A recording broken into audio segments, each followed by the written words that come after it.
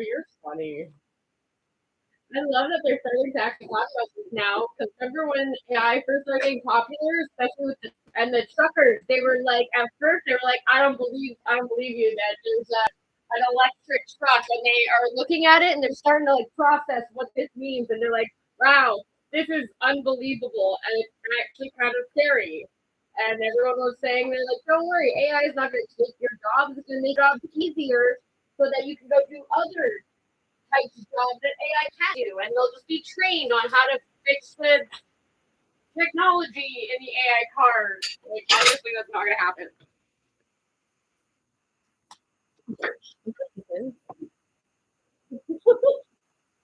Oh, that's fucking hilarious.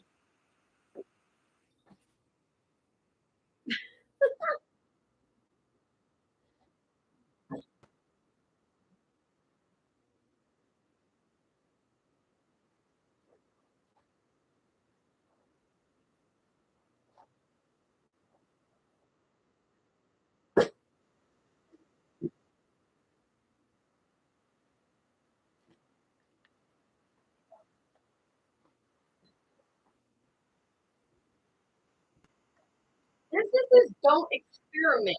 That's how you have like successful business because you don't experiment. That's how you lose money. You have a business that once in a while you lose money.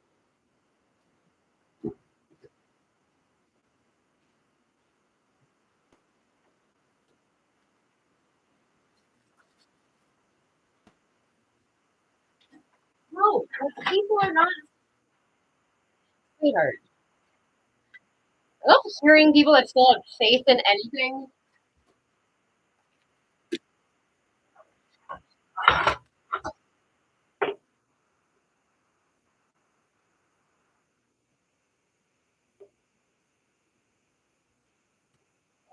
What are so cringe.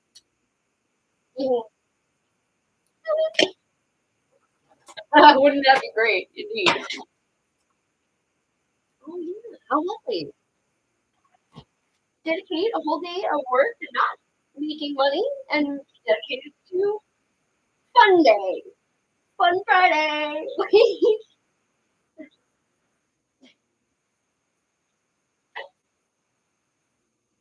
What? Oh, way to just like flip in your little thing there.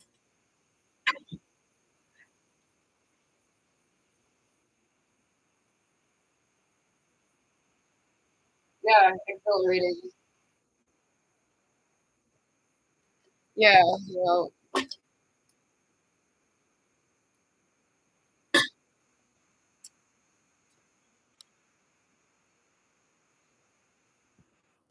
that's so sweet. Really heartwarming. Fucking imbecile. Must be nice having a boss that actually treats like a human. I think like 2 weeks before I actually quit Safari, they got a Bristol board from the dollar store and they put everyone's fucking names in a chart. And whoever makes the most sales that week would get a $20 voucher for the mall. And whoever made the least sales that week would potentially get fired. You'd get written up, and if you get written up a certain amount of times, they fire you. And I remember I went to the Norm de Travail because I was like, I'm not gonna last. Like, I'm already on thin ice. I'm not gonna be doing this. I went to Norm de Travail and they told me that it'll be 6 months to even look at my file. I'm like, in 2 weeks, I won't have a job. So that was not helpful at all.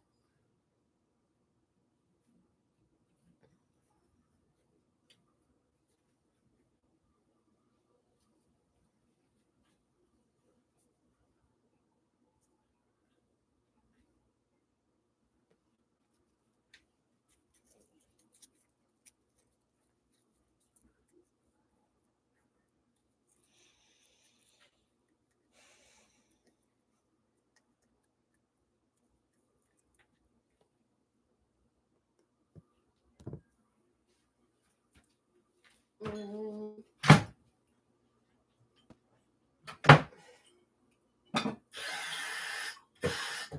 Imagine bringing your side project to life. just by thinking about it. Meet Base 44, a complete AI creation platform. Describe what you want. It's no secret that condo markets across Canada's biggest cities are going through an existential crisis. Prices are crashing, and many buyers have loans on their units that are larger than the actual value of the property. In other words, they're underwater. And matters would be worse if it weren't for a sneaky bailout that the banks are giving to themselves and to developers. A bailout that average people like you and I can't get. But more and more people are saying that the real killer is something else entirely. And it has to do with what Canada does differently from everywhere else in the world. So let's talk about the silent killer of the Canadian condo market, the hidden crisis of underwater condo buyers. Because if I'm going to pay a mortgage, we first need to understand I'm going to pay for a house. Into the early 2020s, condo markets across the country were booming with consistent growth year over year. You still never actually own your condo because it's not interest rates in Canada following an apartment the financial building, crisis. Now, all during this period, rates remained lower than normal for a lot longer than normal. This led to a consistently rising market that made a lot of people happy because they made a lot of money. Condo developers could pre-sell all the units before they even started building because investors would gladly buy them. Many mom and pop investors thought they could sell the units later for a profit, or at the very least rent them out and borrow against their rising value to keep on buying more and more condo units, repeating the cycle and making a boatload of money. And for a long time, they were right. As long as prices kept going up, the plan worked perfectly, and it led to a huge surge in the number of buildings being built. Something that a lot of people were quite proud of at the time because we were increasing Canada's housing stock and growing the economy.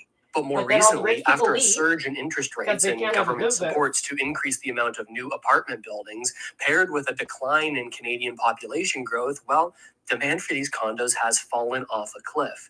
As a result, all of a sudden, the model that made banks, developers, and investors boatloads of cash, that model no longer works when prices aren't perpetually rising. This cratering of demand has led to some of the lowest condo start numbers in decades. Urban Nation is reporting that in the Greater Toronto Hamilton area, in the first 3 months of the year, only 497 condo units started construction. That figure is not just the lowest in 29 years, but down 79% from the same period just a year ago. In short, because the model we talked about no longer works, well, new condos aren't being built. But this is where things get interesting, because there are thousands of condo buyers, largely individual investors, who bought back in early 2022 when the model was still working and prices looked like they just keep on going up and up and up. But today, they're in an impossible situation that has magically been made possible again by some less than above board decisions made by Canada's big banks. Decisions that act as a silent bailout for these banks themselves, for the condo developers, and to a lesser extent, the investors. Here's an example of the problem, a hypothetical situation. Let's say a person wanted to buy a condo back in $500,000 at the time. Other similar units were selling for that. So they thought, okay, well, this is reasonable to cost $500,000. $100,000 deposit or this down payment. I'll buy a pre-construction. But the only people who are buy those are fucking people who are like about to die. 80% of the value of now the property. They're all dead. But since I'm bringing this $100,000 down payment, I should be able to get a $400,000 mortgage from a big bank like RBC that provide me that 80% as long as I've brought this 20%. So back in 2021, I paid this $100,000 deposit on a $500,000 condo. Skip forward 4 years, 2025, the prices of those condos have gone down. Now it's only worth $400,000. And despite me bringing this $100,000 to pay for this initially, well, that has gone up in smoke because I'm still obligated to pay this $500,000, even though the condo is only worth $400,000. My God, now all of a sudden, because the condo is only worth $400,000 and I need $400,000 to buy it, because this $100,000 went towards this $500,000 purchase price. Well, now RBC is saying, well, actually, that's not 80% anymore. We'd be financing 100% of your property's value. That's too big of a mortgage for us. So this is a big, big problem. Most of the buyers in a building can no longer qualify for a mortgage to purchase their units now that the building's done. Yeah, but they you're gonna have a lot need to of come up with a huge chunk of money that would then allow them to qualify, bringing them to that 80% point, or they may just choose to walk away from their deposit, and they get to pay tens of thousands of dollars. significantly less when you are taking into something, and apparently your $100 deposit is now gone because the building went down $100 to a big bank that lent them hundreds of millions of dollars to build the building in the first place. And the big bank lent them this money because they knew that most of the units were already pre-sold. With buyers walking away, you can start to see how this house of cards could crumble. The buyer walks away, the developer can no longer sell the unit for the amount that would allow them to pay back their big bank lender, meaning the developer could go under. Well, at time, the big bank itself could end up being in a significant, stressful situation, losing those hundreds of millions of dollars that it lent to the developer. That's where the hidden bailout comes in. Because to stop all of this from happening, the banks are bailing out the developers by playing fast and loose with mortgage rules, giving these condos a break while average people like you and I have to continue playing by the rules. Everybody in the food. If you don't know where to start in Top Heroes World, the Springland is a great place to start. There are low-level enemies and villages with free healing wells. Save Food chain is facing a bad situation now. Condo buyers can't complete their purchase because they can't get mortgages, and developers can't pay back their massive construction loans. This is where the banks come in to save the day, changing their rules on a dime with a practice called blanket appraisals. Listen to this. In this article, they describe this less than normal practice. They say real estate developers and one major bank offering blanket appraisals in a scramble to save pre-construction deals. They explain that a blanket appraisal is when a lender uses the value of a pre-construction property at the time a buyer entered the purchase agreement rather than the updated value at the time the property closes. So today, the condo that I agreed to pay $500,000 for, when compared to other condos that are selling in the resale market, would only be worth $400,000. Like the condo when you look at the other one-bedroom condos that have sold recently, that's all they're going for, even though I agreed to pay $500,000. That's a tough situation.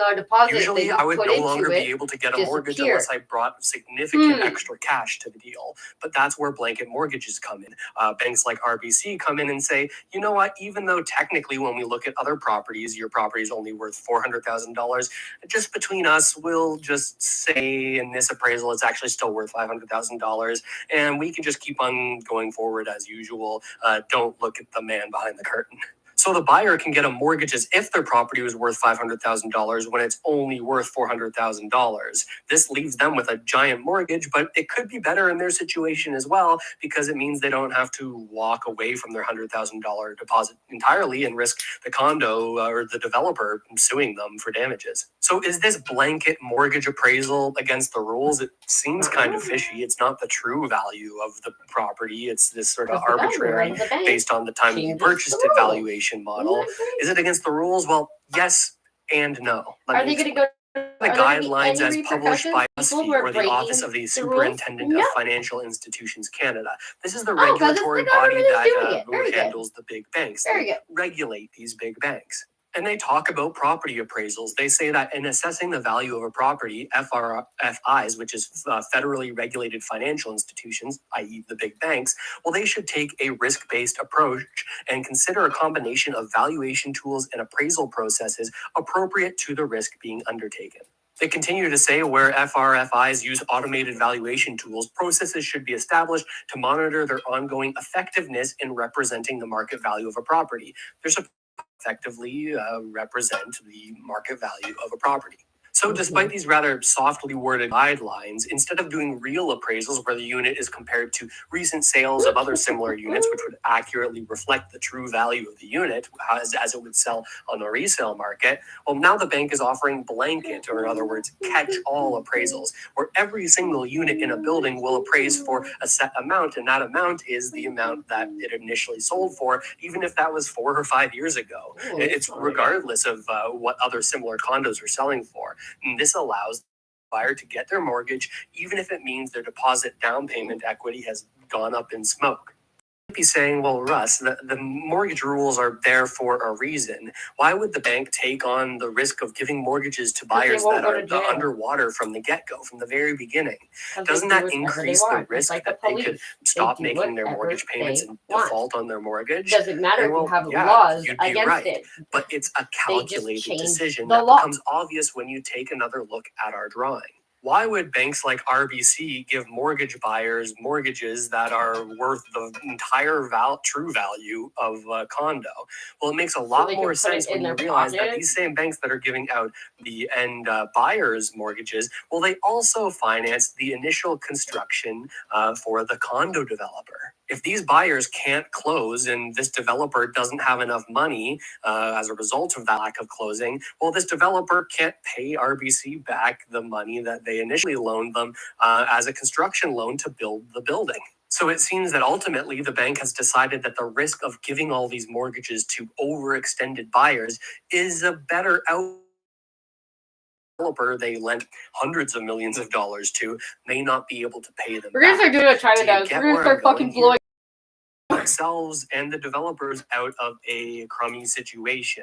Now, in response to questions about this, the RBC says that our property valuation methods, including appraisals on pre-construction properties, are based on a number of market conditions, including those at a time that are too complicated that you guys didn't understand. You can't get into, i.e., will lend to you based on the value. The whole mathematical fucking system for it. You wouldn't understand. This happens for these condos, but not for average people who may be underwater on their mortgages and trying to get a mortgage renewal on a single family home. That doesn't happen.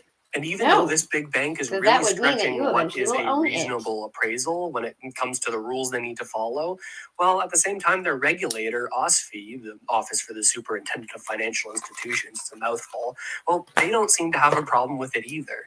They may also be making the calculation that this mini bailout for the developers and for the bank in the long run might be more important than enforcing equal rules for all market participants. And all things considered, well, that might be reasonable. They might be right.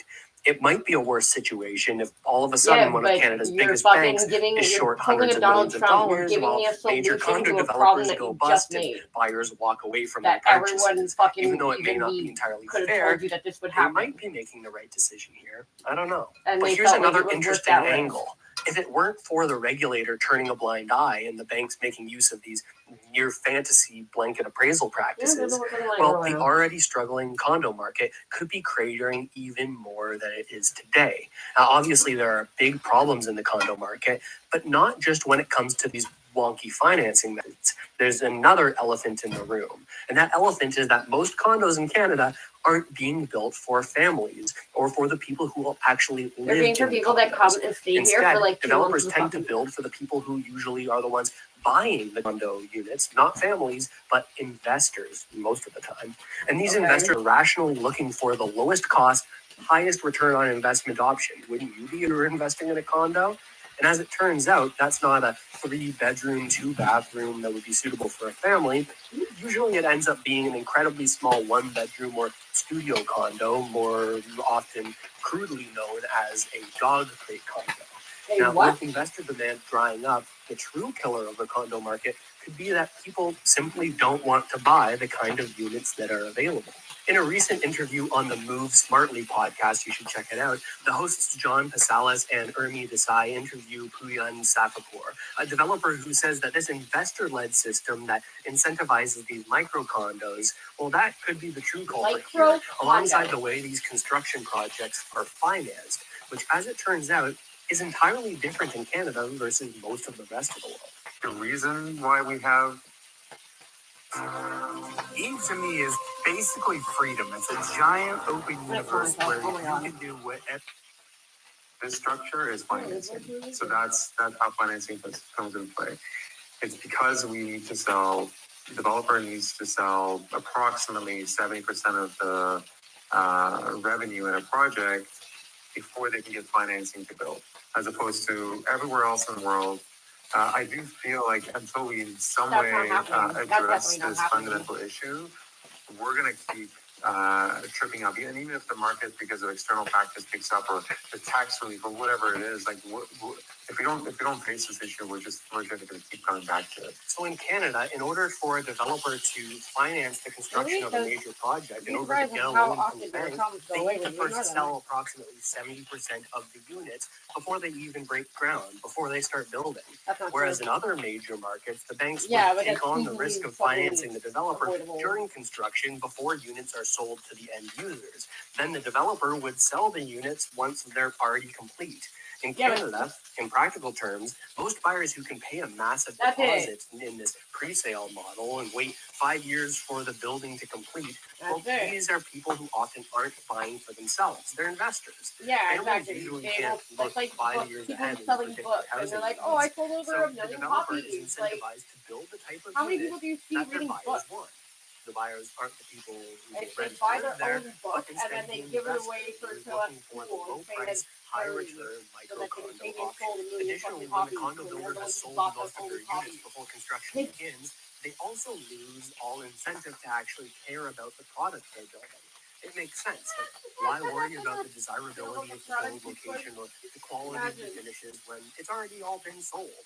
If they had to sell after the product was built, want to give a every shit other about the type of quality of company their product when they well, can then just they'd have to fucking care about these types of things say it because was they would damaged, need to and then in they order can to fucking actually make tear the it down sale. and build another one. Semaphore adds that this model isn't here for no reason. It's a product of our quite conservative banking system. We're known to have a conservative banking system, which I think is really good, actually. I mean, for so much of the reason why we've weathered, whether it's the 2008 crises, and times after that, we have less kind of swings of ups and less swings of down because we have a more steady and conservative and more centralized banking regulations. But it's selling up so that at least, we know that when it comes to closing, assuming everyone closes, we get our, we can at least the banks can get their money back. The people who are currently, running things, they're not aware, they don't realize that this structure is causing so much foundational, fundamental damage. I think they get paid because they don't care. I feel like that was a good conservative structure, and it's, it's been around for decades, and it's just really hard to change anything, I think. So while Canada's conservative banking sector uses this pre-construction sale model to reduce the risk of lending to developers, at the same time, they don't realize that this model could be resulting in buyers who overwhelmingly aren't going to live in the condos, having the trickle-down effect of the developer not building based on the needs of actual residents. Model could be resulting in buyers who overwhelmingly aren't going to live in the condos, having the trickle-down effect of the developer not building based on the needs of actual residents, but building based on the needs of the investor that they're selling to in this model. But as we can see, when that investor demand dries up like it is today, and we no longer have up-only prices where speculators can bank on guaranteed returns, well, it's families who could potentially fill this demand gap. They could potentially buy the units, but they often won't because the units simply don't meet their needs for growing a family. It's true, the added safety for the banks from this pre-construction model gives them more stability in certain situations, but it has also led to the situation that we're in today, where they need to give out less than prudent mortgages to ensure that pre-sold units can close, even when the market's dropping. So they trade out one risk for another risk while creating housing that doesn't fit the needs of most people, apart from rentals for young professionals and students in unique situations. While interest rates and low demand might have brought about this condo market slowdown, it may be the financing model and the resulting poor product that ultimately spells the end of the condo market, at least as we know it. Here's hoping that there can be some kind of reform that results in a less speculative market where developers sell to the people who will actually live there, and where there's not this need for an investor class middleman in every single condo building in the financing and the construction. At the very least now, the conversation has started about all of this. And who knows where it's going to go. I know that I'm going to be keeping my eye on it and making videos about it as things develop. So subscribe to the channel if you haven't already done so. And let me know what you think about all of this. I could care less, because why would I fucking get a condo? Maybe because I'm poor and dumb and I don't know. You're gonna take that thing.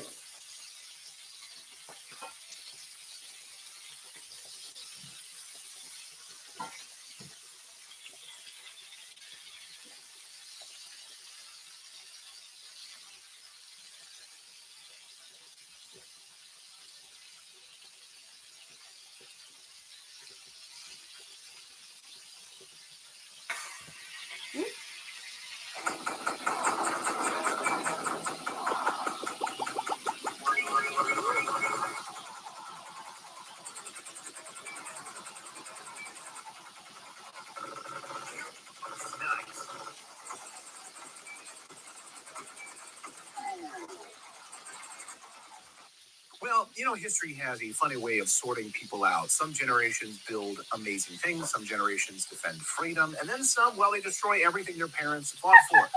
So I wanted to talk today about the worst generation in American history, the baby boomers. And if you're a boomer watching today on our show, I'm not talking about you, because you're awake, you're a part of the solution, not a part of the problem. But let's start with some comparisons here and some context. The greatest generation came home from World War II after defeating fascism. And what did they do next? They built things. They laid down roads, they created jobs, they invented the American suburbs, and then take full they gave credit. us the interstate highway system, NASA, the booming middle Or class. say that they were They not forged a real enslaved and economy they were there by where a single choice. income could actually buy a home, raise a family, put kids through school. Imagine that. Yeah, but maybe that In was other words, the never greatest true generation anyway. actually created the American dream. And then the baby boomers showed up. The liberal baby boomers, mostly liberal, or rhinos as well, showed up and basically destroyed everything. They inherited greatness, and then they burned it all to the ground. Mm-hmm. For Well, stock in their options. defense, liberal universities did that to them on purpose. Well, and also, yes, I mean, if Bill Clinton was a part of that process of Right. putting America, Teach for America in place, and these activist teachers, and so it was all part of a plan. It was all part of a plan. They inherited this greatness, and then they burned it to the ground for some stock options, some book deals, some beachfront homes. They didn't just squander the American dream. They sold it off to China, sold it off to Vietnam, sold it off to Mexico, and more. Help me get to where I am Just look today. at NAFTA, for crying out loud. Signed by boomer-in-chief himself, Bill Clinton, in the 1990s. They are surrounded by Republicans. You had George H.W. Bush there. You had Al Gore there. You had a lot of different. It was the Uniparty. The Uniparty of boomers. They were all there signing that in the 1990s. It was sold to us, of course, as a pathway to prosperity in the United States of America. In reality, almost immediately after signing it, America lost over 1 million manufacturing jobs from NAFTA. Almost immediately. Millions of jobs going south of the border to Mexico. Ross Perot, of course, wasn't a boomer. He was born in 1930 during the Great Depression, before NAFTA was signed. Ross Perot warned all of us on the campaign trail when he was running against Bill Clinton and George H.W. Bush, and he was winning, by the way. He warned all of us that if we signed NAFTA, that we'd hear a giant sucking sound going south. Watch. To those of you in the audience who are business people, pretty simple. You're paying $12, $13, $14 an hour for factory workers, and you can move your factory south of the border, pay $1 an hour for labor, hire a young 20. That's assuming you've been in business for a long time. You've got a mature workforce. Pay $1 an hour for your labor. Have no health care. That's the most expensive single element in making your car. Have no environmental controls, no pollution controls, and no retirement. And you don't care about anything but making money. There will be a giant sucking sound going south. Oh boy, was he right. They all laughed. They all laughed at him. They all made fun of him. Dana Carvey made fun of him. Sadly, he dropped out of the race. That was 1991 during the race for the White House. Clinton signed NAFTA, of course, in 1992 after he became president of the United States. And since 1997, we've lost over 90,000 factories in the United States. That's according to the Bureau of Labor Statistics in the United States and the U.S. Census. 90,000 factories closed, entire towns. And Steve Eisman pointed out yesterday the free trade baby boomers were dead wrong about. What's going on here is you have to go back to the 90s when Clinton was pushing NAFTA and China entering the WTO. And he basically made two arguments: that free trade would improve GDP growth and would create a lot of jobs. And he was right on the former, and he was dead wrong on the latter. And, if you travel this country, there are parts of this country that would have been devastated over the last 25 years because of free trade, because they didn't just lose their jobs, they lost their towns. Yeah. This is what's happening to America right now, okay? America is being gutted. America is being destroyed. And it's all by our own doing. We better pay attention, folks. We better wake up and pay attention. This is the primary concern for the United States of America right now. The real dirty story is that the boomers got rich off of all of this. And a lot of money off of it. They called it free trade, but it was economic treason.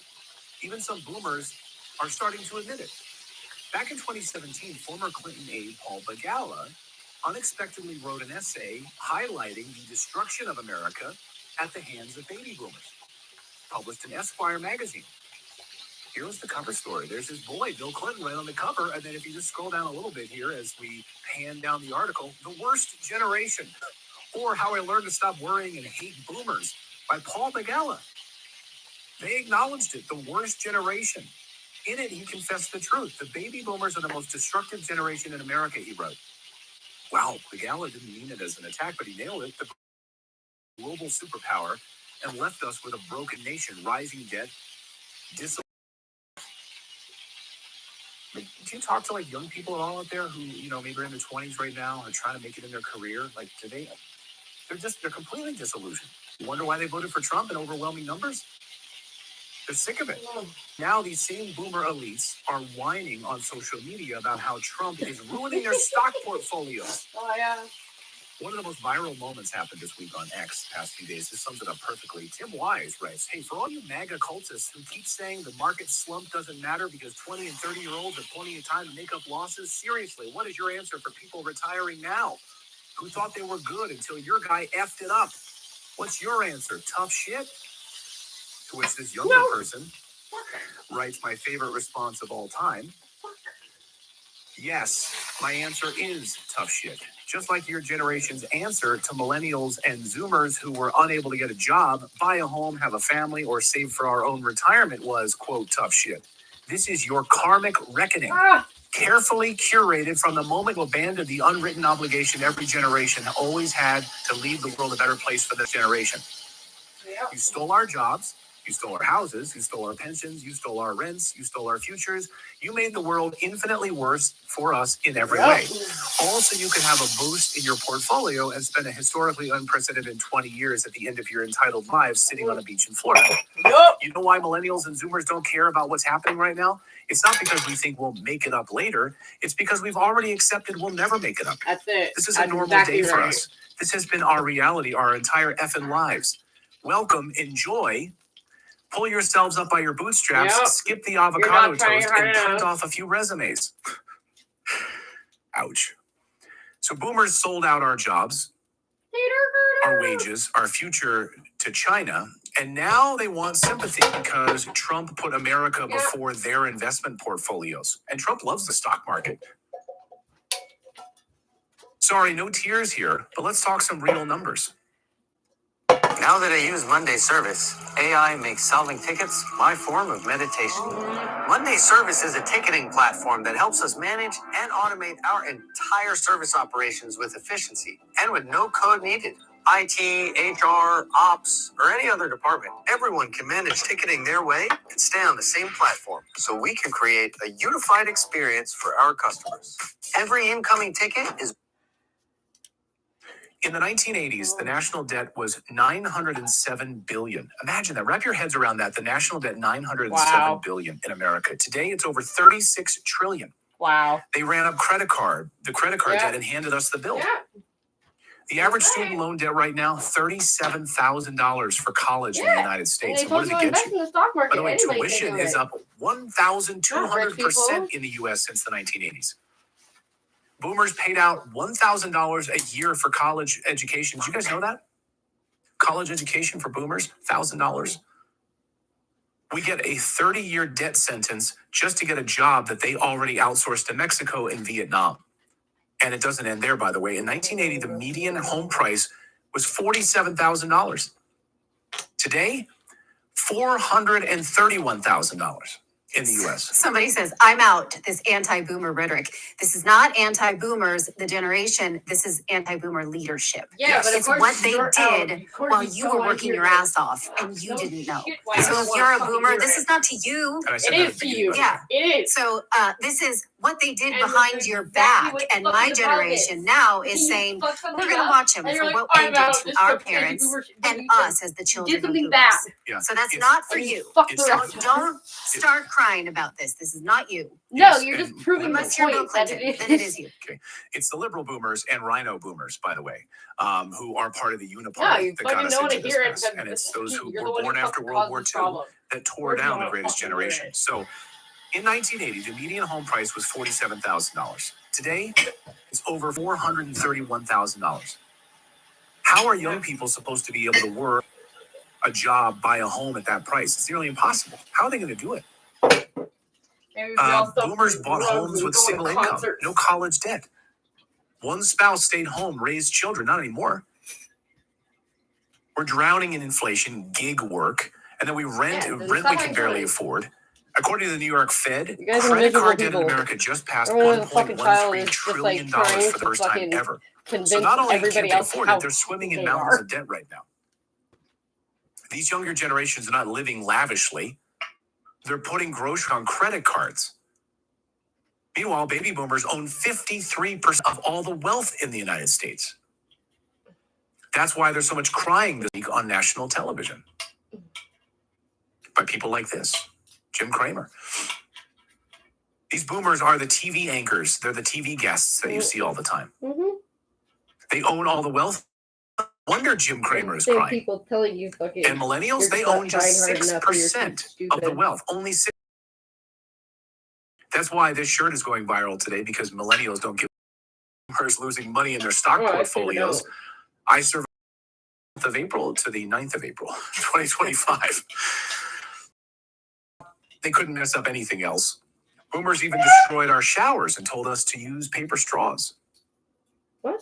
They wanted to condescend and tell us all how to live our lives. In 1992, under Bill Clinton, boomer regulators passed federal regulation rules could come out of your shower head, and then President Biden doubled down on it. Even Seinfeld mocked it at the time. Watch.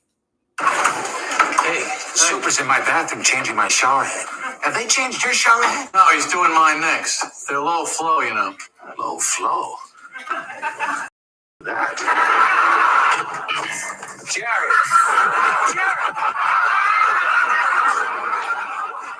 You too, man! These showers are horrible. Yeah, that's right. Boomer tyranny rejected your own bathroom.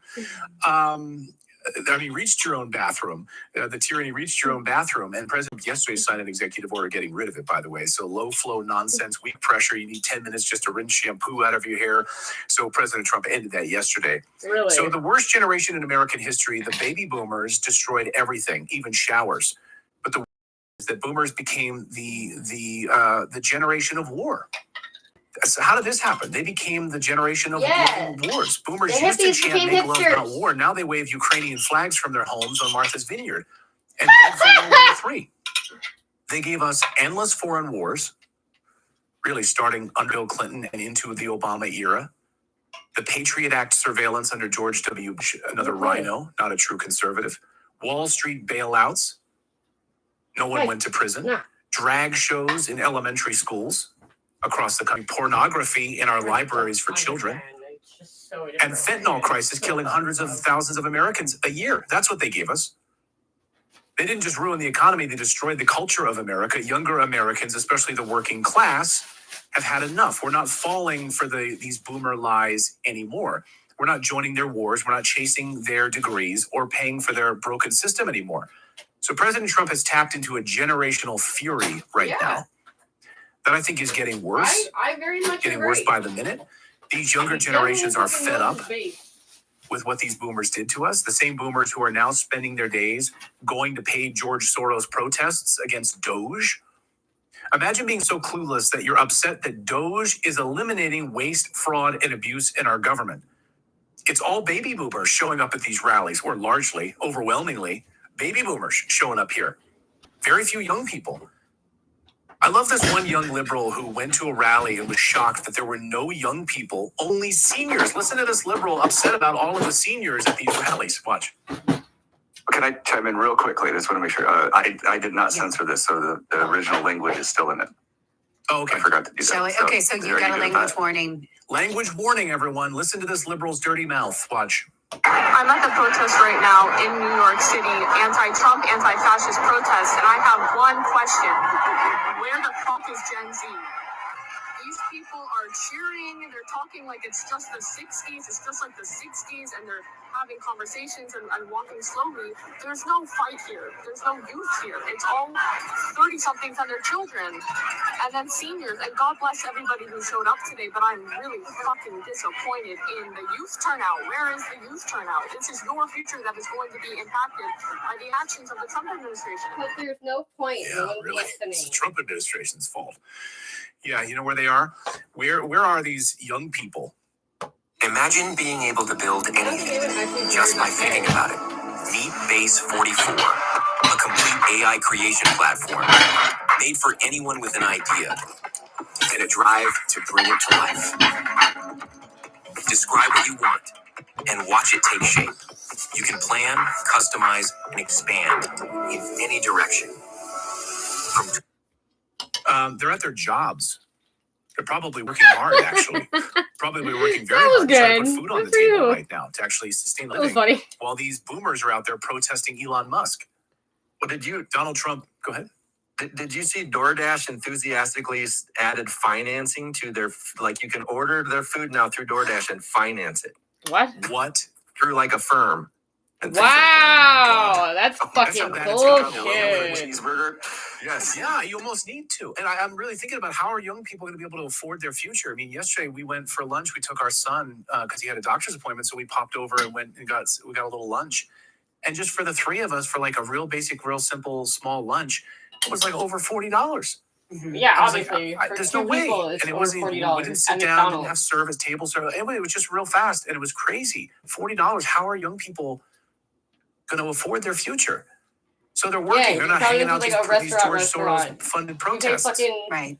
And think of who this, this leadership class of the Bushes and the Clintons, who did they protect? Right. So they gave all of this lip service to, we're protecting the elderly from frauds and scams. While we were in college, we got predatory credit cards in our student union mailed to us ad nauseum with inflated educational prices. Who was protecting the young people then? Right. And it wasn't. And again, most of us just didn't know because it was done under the guise of so many nonsensical logic. So much, we're never told the truth.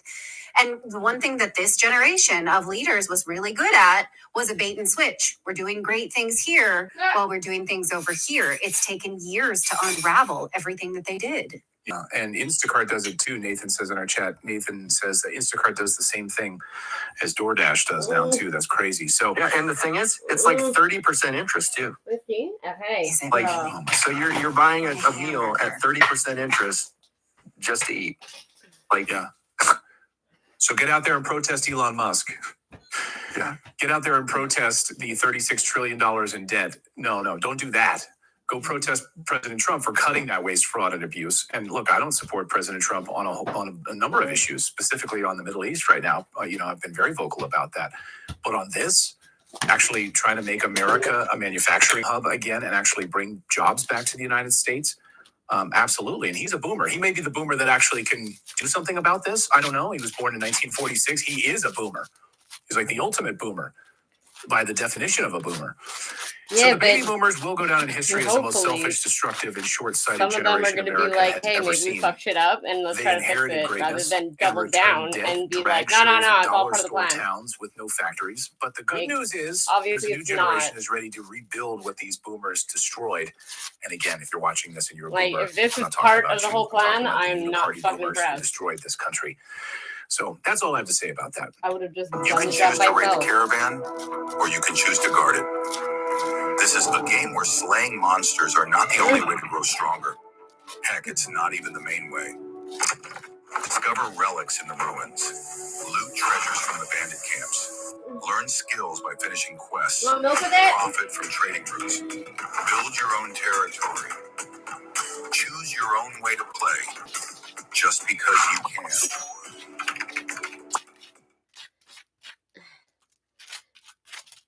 No! Wix gives you the power of AI to build the website you need. With full business functionality and a design tailored.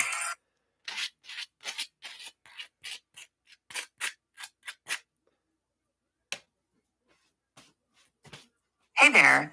Today, I want to talk to you about the big free speech controversy of the day, the cancellation of American socially conservative Christian worship singer Sean Hoy.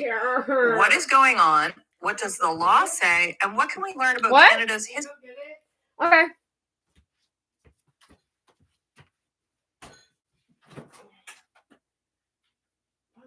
Where's the Parmesan?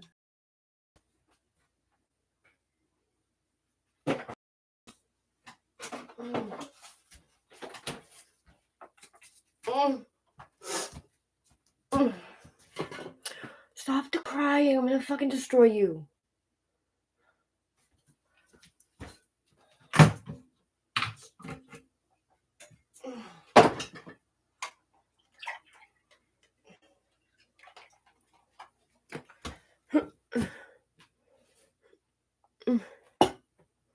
Okay. Fini. Say pretla.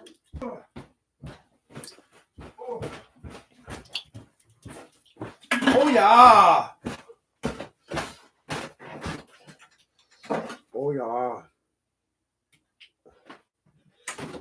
Oh yeah. Oh fuck yeah, yeah, yeah.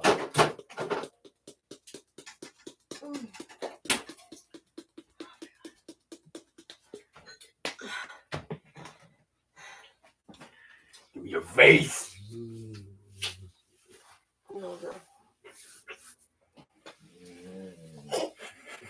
What is your problem?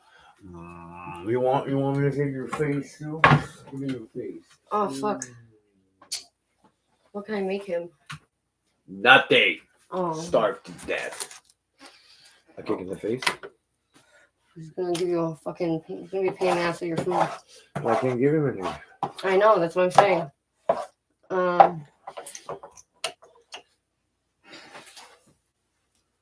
I'll bring him something. Make it a night.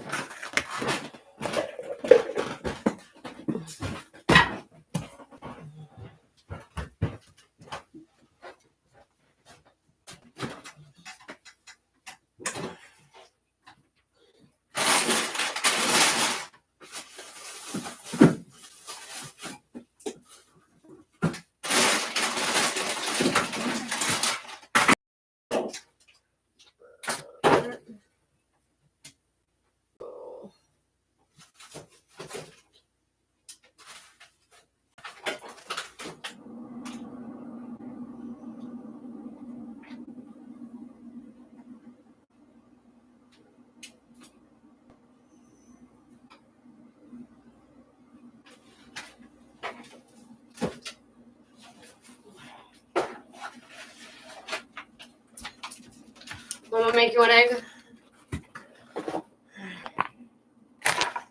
You forgot your Parmesan cheese. Oh, okay.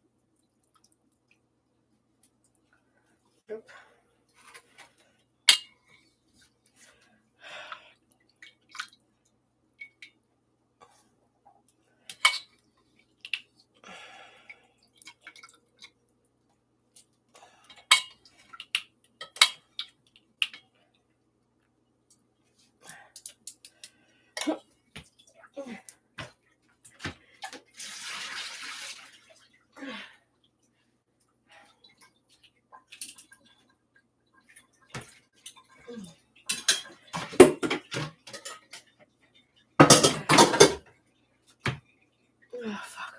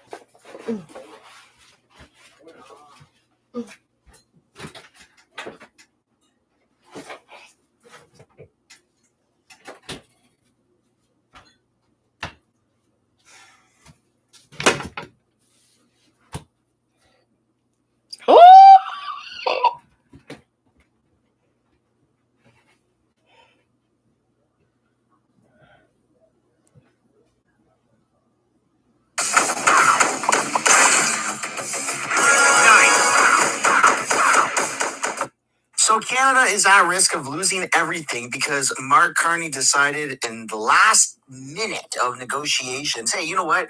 I'm going to take the most controversial stance on the most controversial topic that I possibly can, and Canada will officially back Palestine as a state in September. And that really sent a shockwave across America, the media, politicians, and just the whole conglomerate machine system that functions. And turns out that it's not necessarily a deal breaker, but it will have an impact. So yeah, we have that to look forward to. Also, Doug Ford is back to threatening America. Remember that? He's like, we're going to cut off the power to 1.4 million homes in America. He's back to making threats to Trump. Like, so honestly, yeah, everything is deal. We're close to a ceasefire, are we? Literally, the partner culture is anti-American. For those who don't know, liberalism in Canada has been redefining since the dawn of Canada what it means to be a nationalist in this country, and that is a racist. Somehow being, anti-American. It's a racist. Not to be American. A nationalist has always been racist. Kind of weird, but hey, that's just our it's culture. It's the Americans that say, I'm not a racist, I just prefer the company of white people. I would like to see joint military bases in America. I would like to see phone providers that are American in Canada, even American banks. I'd like to see more variety of barbecue chips in our grocery stores. When you go to America, there's Southern barbecue, Western barbecue, Eastern barbecue, Northern barbecue, Midwestern barbecue. Really? Your biggest concern is barbecue chips? Real barbecue, American barbecue. You get the point. There's a lot of different options, and Canada doesn't really have any options. And it turns out that we might not even have a trade deal at the end of the day. So, yeah, I hope you stick around for the full video. Welcome back to the channel.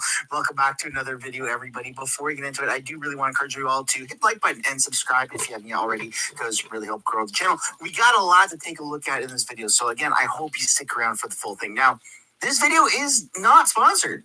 In fact, there's actually nothing that I really require of you or I'm going to ask of you, except there kind of is. One of my good friends, his dad was just diagnosed with stage 3, I believe, throat cancer. And I mean, he was on the cusp of having to retire, and now he can't go to his job, not going to qualify for EI, I believe. And he's, just totally down on his luck. And if anyone out there would like to donate to that, this is the so GoFundMe terrible. That's been set up.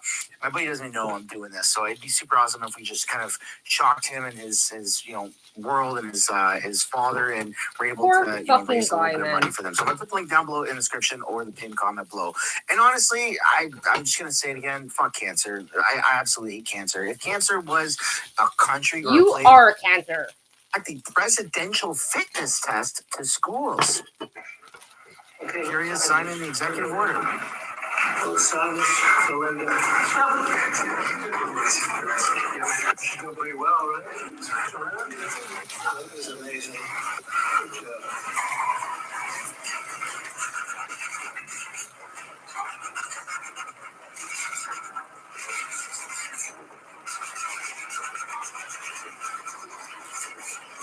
Okay, so we got it.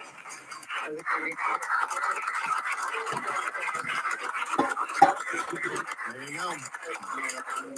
So that is pretty freaking cool. Bringing back Why the did presidential we need to fitness show test that? to high schools is, I think, a phenomenal thing that America's doing. And Canada should do something similar. That's just my opinion. I'd love to know what you guys think down below. And then we got to talk about this crazy story that was on the news a few days ago. I've been meaning to talk about it, and I just haven't yet. This Quebec man was detained by guards while fishing in a lake. That's super. Let's take a look. I'm never going to be the same. You see It comes and goes. It's like stop it. Edouard Lallemand is still emotional when he talks about what happened on Sunday evening. Lallemand was out fishing near Vignes, Quebec. The water connects to Lake Champlain in the U.S. But Lallemand says he knows for certain he was on the Canadian side. I'm seeing them. They're coming towards me. And I know in my heart, I'm in Canada. I said, you can't do nothing to me. The boat that was approaching, he says, was the U.S. Coast Guard. They had to turn off his engine. He complied. They told him he was in U.S. territory. Very sorry. I'm in Canada. And I said, you know, I'm glad enough to talk to you guys, but you cannot arrest me. You can't come across the and pick me up. They did. Lallemand says he started his engine and tried to make his way further into Canada, but he says the Coast Guard followed and tried pushing him into the U.S. Eventually, his boat capsized. Lallemand was in the water and says he was drowning. You know what they're doing? They're tying to my boat to their boat. They're not even taking care of me. Not at all. I'm the one that told them. The third time I went down, coming out with water in my mouth, spitting it out. I said, throw me a buoy. He says he was handcuffed on a U.S. Coast Guard boat and eventually turned over to Border Patrol. He was detained and placed in a holding cell without a proper explanation, he says. I thought, you were arresting me. No, sir, you're detained. I said, detained for what? I said, you aggressed me.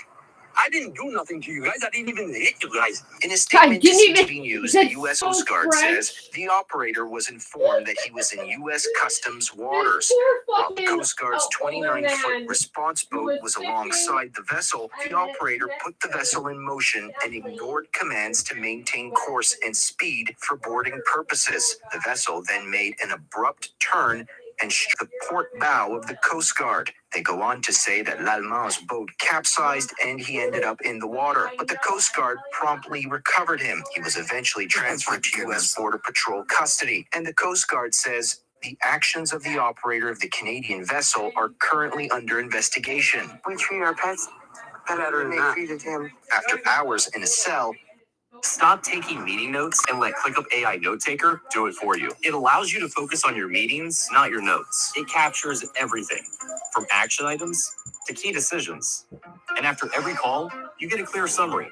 But where it really goes to the next level is that it's the only AI note taker that connects your meetings to the rest of your work. So stop stressing about taking notes and get the AI note taker that works for you. Get ClickUp AI Note Taker for your next meeting.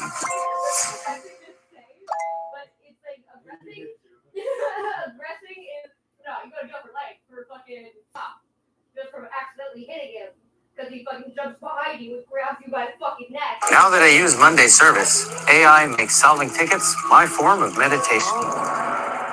Monday Service is a ticketing platform that helps us manage and automate our entire service operations with efficiency and with no code needed. IT, HR, ops, or any other department, everyone can manage ticketing their way and stay on the same platform so we can create a unified experience for our customers. And AI has our back, freeing our time and speeding up ticket resolution. Every incoming ticket is automatically categorized, and the repetitive issues get resolved. Whatever tickets are left get routed to the right available rep with recommended resolution steps. And you can see it all here on our dashboards. We customize them to focus on the strategic stuff, identifying company needs and opportunities so we can finally be proactive and also showcase our business impact. Turns out my job doesn't have to be that chaotic. With Monday Service, we can handle any volume of tickets with ease and provide the best service there is. Right, Taylor?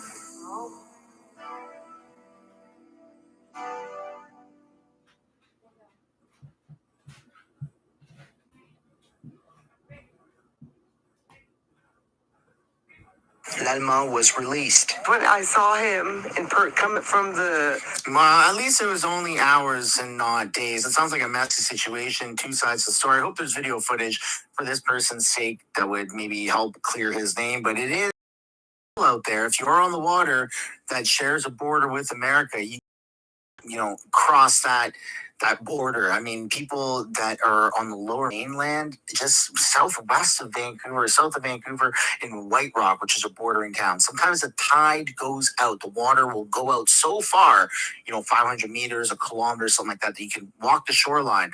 And people have found themselves on the American side by walking that shoreline, and they get in trouble. Of course, there's like usually ample signs, but when you're out in the middle of a body of water, it's a little bit more difficult. You just have to be careful of that. Again, when it comes to the ins and outs of that story, I don't really know what side to believe. I just find it very interesting, and I wanted to share it with you guys. What do you guys think about this? Because it seems like it's pretty freaking messy. And then we're going to take a look here at our next piece, which is $2.8 an ounce for forestry skills training in Northern Ontario. Mint is investing nearly $3 million in the North's forestry industry. Nipissing MPP Vic Fideli announced this morning $2.8 million from the Skills Development Fund training stream to the Canadian Institute of Forestry. The money will support 75 forestry workers in Northern Ontario to train in the industry. The funding is in partnership with College Boreal and will help provide skills-based training focused on high-tech harvesting machines. Interesting. I mean, I think that we should be putting more money into our forestry sectors. I'm all for it. But since we are talking about Ontario, we now have to take a look at Dougie Boy, the fat pig with rabies. Nope, not mentality, just the fat pig with rabies. Not too long ago, this is what Doug Ford had to say. We also need to be ready to dig in for a long fight, using every tool, surcharges, or even outright restrictions on the critical minerals and electricity we supply to the United States. The critical minerals and electricity they depend on. Today, I'm writing to every senator, every congressman, and the governors from New York State, Michigan, and Minnesota, telling them that these tariffs persist. If the Trump administration any more tariffs, we will immediately apply a 25% surcharge on the electricity we export. We need to shut off their power as well. I'm encouraged to So that was actually one of the more mild things that Doug Ford had said. When he first came out and talked about shutting off the power, it was a lot more radical, a lot more charismatic, and he truly meant it. And then a little bit of time went on. White House officials were talking to the Canadian government and to him, to his administration in Ontario, and all of a sudden his narrative changed. He went from towards America, attack, to, we just really got to work together with America and we got to find a solution. And now, where is he? Well, he's back in attack mode. Let's have a look. With President Trump taking direct aim at our economy, Today, by the way. his goal is to take every single business out of our country, out of our province, and bring it down to the U.S. But I'll tell you, I will fight like I've never fought before, and we're going to continue fighting against President Trump's radical views. You know what the problem with President Trump? And, we're united. First of all, I've never seen this country more united ever. All my years of being in politics, and it's a great feeling of all provinces, territories, municipalities, and the federal government. But Mr. Carney's trying his best, but this guy will say something one day, and he'll wake up, and the cheese slips off the cracker, and then all of a sudden he goes the other way. And you're thinking, how do you deal with a guy like this? Hoping that we get... Canada's not united, man. It's not nearly united as to what these people want you to believe. In fact, it's getting so bad out there that I'm even posting stuff like this on my X account. I think I'm going to start waving an American flag because I'm just so embarrassed to be Canadian. And a lot of people encourage it. A lot worth it. You got to do some message. I mean, so many people feel that way. And it just off to you, what is so great about Canada right now that is worth saving from annexation of America? I'm not saying that our first option should be to bow down to America and for them to just acquire all of our land, but I am definitely on the side of I think America should be way more intertwined with Canada. Like we should have more open border trade policies, not immigration, but open border trade policies. We should have more American companies and services in Canada. We should have joint military bases. Nice hat, bud. More of a helper to America, in my opinion. I understand the whole Canada is sovereign nation piece, but what is so good about Canada that's worth keeping our 100% sovereignty? Our dollar is crap. Our trade with the rest of the world is crap. We have so much vast land, we're just not really utilizing it properly. I mean, have you been to America? Have you been to the grocery store and what $10 can buy you? Have you driven roads in America? It's phenomenal. Have you ever had an injury in America where you can go see a doctor within a week? I can't even get blood work done in Canada. I can't even bribe doctors to be my family doctor in this country. It's insane. This country is a disaster that me and my family are looking to fly overseas somewhere, probably to Thailand for medical tourism, because I can't even just get a simple health checkup. I don't even care about how much money it costs, because health is better than money. And so when it comes down to it, I would like the option to pay for health care, because even though it's free in this country, it's not free. We're getting gouged left, right, and center through our buttholes with taxes, and that's where our healthcare system comes from. So again, what the hell is so good about Canada that it's worth saving? I mean, it's disgusting. So when this guy talks about Canada's never been more united, give me a break, dude. We're all seeing through the masquerade. Look, my mind can be changed. I'm not set in stone with this opinion. This is just what I'm seeing right now.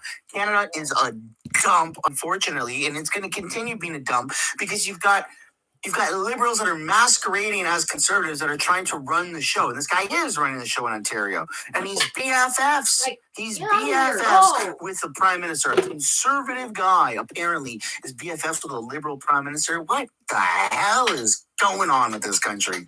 Get a deal with zero tariffs? Yes. I always say how we can kick back, and it's not the American people kick back at President Trump. Because let's start on trying everything, absolutely everything we possibly can. Like I-beams, those big steel I-beams. I didn't realize we don't make them here until found out during the trade deal. Or the rails that are beautiful. Their cars are going to be made. Sorry, the street cars are going to be made down the street. We don't make the rails, so we need to start making rails. And start making sure that we make those steel I-beams and aluminum cans. Aluminum cans are my favorite. The Coke, the Pepsis, all the other beverages, the Molsons, the Mats, the craft brewers. We're the kings of aluminum in Quebec. They ship the aluminum down, 25% tariff. They get printed and formed, 25% back tariffs. So my question was, why aren't we making aluminum cans here? Now we're going to be making aluminum cans. They're going to lose $1 billion worth of business in the U.S. And same with tin cans from Dofasco. Ship it down to the U.S. Meeting with the big users of the tins. Now we're bringing a line up here. They're going to be losing out on about 1.3 billion cans just on the tin cans. But we can build anything here. We're an economic powerhouse. No, we're not. We don't have to take a backseat to anyone in the world, and we sure the heck. If you don't know where to start in Top Heroes World, the Springland is a great place to start. There are low-level enemies and villages with free healing balls. Save Flame Hall until level 20 plus. But even rich people with disposable income with America, absolutely. We're a mosquito compared to America. That's absolutely insane. $3 trillion GDP versus over 35 trillion. It's not even comparable. You've got Apple's market cap is $2 or $3 trillion. You have an Nvidia that's $4.5 trillion. That's worth more than the entirety of Canada. A singular company in America is worth more than the entirety of Canada. We are not an economic powerhouse. We have a lot that we can bring to the table, but we're not in a position to be holding the cards or think that we're even holding the cards against America. That's ridiculous. Yeah, it is. Don't have to take a backseat to President Trump. He needs to remember, they're our number one customer, but we're their number one customer. You hear about all these deals he's making, and they're good countries, Japan and Korea. And I'll give you an example. He said he made this beautiful deal and everything, and God bless him. But they buy $79 billion worth of products off of the U.S. Canada, $59 billion U.S. off the folks south of the border. 9 million Americans wake up every single morning to produce a widget or a good just for Ontario alone. 9 million jobs are in jeopardy right now. We buy more products off US, Japan, Korea, China, the UK, and France combined. So I wouldn't roll over, and I told the Prime Minister, do not roll over. Hit that guy back as hard as we possibly can, and that's what we need to do. And we can do it. We can build anything here in Canada, absolutely anything. So we're going to win this thing, and one way or another. We aren't going to go down, and we aren't going to roll over. We'll keep fighting every single day. He's the male Christian Freeland. He's the Christian Freeland. Give me a freaking break. Yes. It is true. It absolutely is true that we are America's largest customer. We buy more goods and services than all of the countries that you mentioned combined, probably, right? We do. We provide a lot to America. America also provides a lot to us. So I'm just going to pass the question off to you. Who do you think it would hurt more?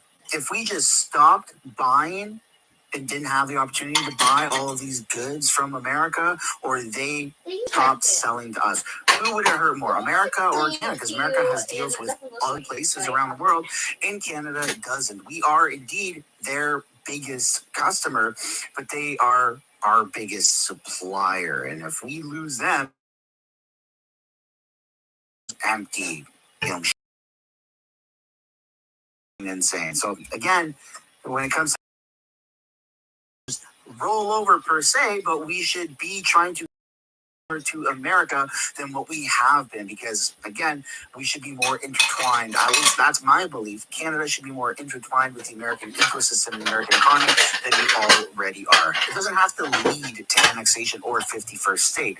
That's a little bit more on the extreme side of things. But again, being more intertwined, I think, is a net positive for everybody. That's my opinion. I would absolutely love to know yours. And then we got to talk about this actual trade deal, what Donald Trump said, because Canada and Mark Carney. So this is Prime Minister, President Trump's response to Mark Carney saying yesterday that Canada will recognize Palestine as a state.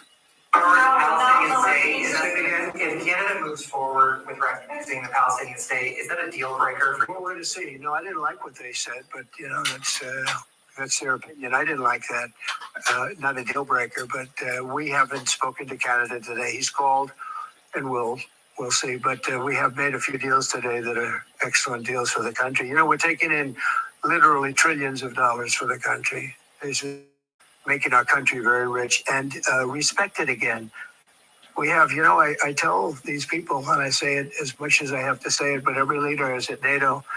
And I was in the Middle East with the three great countries, three great leaders, Qatar, Saudi Arabia, UAE, and everybody said the same thing. All of the NATO countries, essentially, they said that we were a dead country. 1 year ago, we were a dead country. Now we're the hottest country in the world. Look at you people.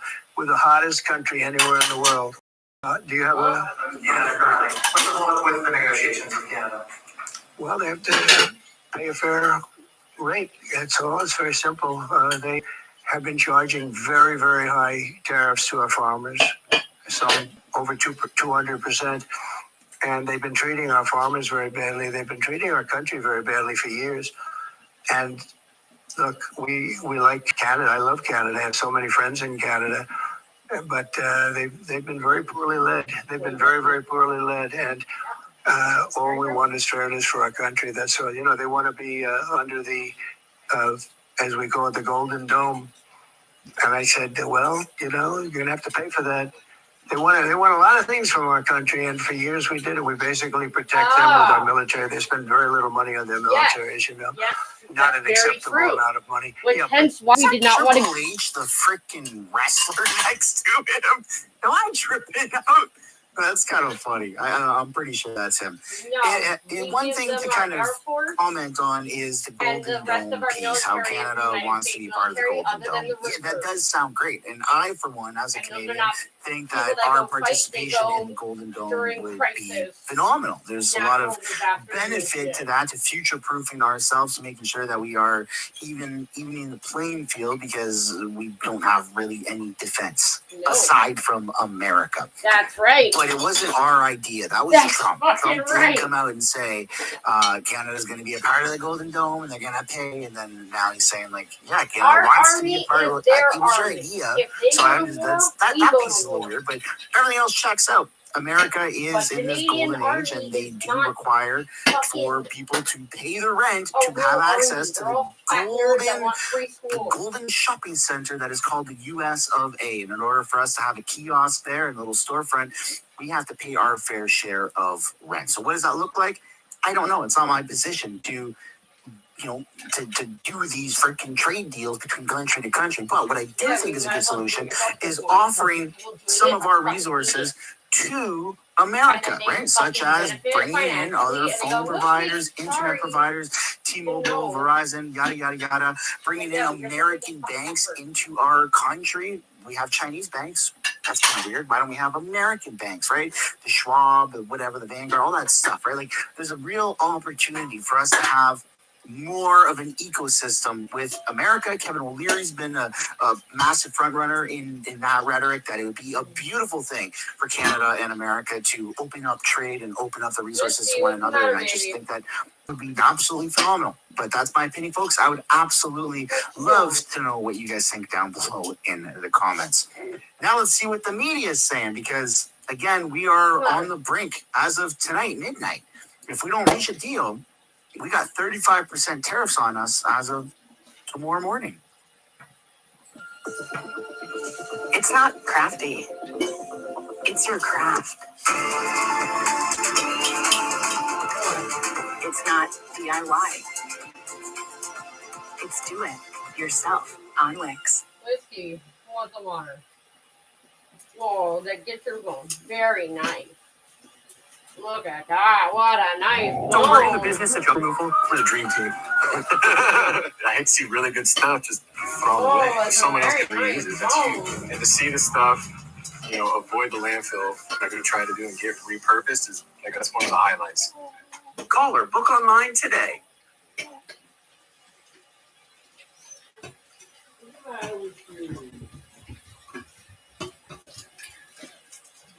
If we don't get a deal by midnight, the threat is that those tariffs that are on goods that do not qualify under the CUSMA agreement, that tariff will go from 25 to 35%. As Mexico capitulates, Canada holds its... And just know that the CUSMA exemptions, that there is a joint CUSMA meeting happening next year between Canada, US, and Mexico. And if America does not get a favorable deal between now and then, or Trump could even just say, by the time it comes to that joint kind of review of the CUSMA for purposes of American protection or security risks or whatever he wants to say, which whether it's fair or not to Canada, Trump, he can start to really make changes to that CUSMA deal, is my interpretation of it.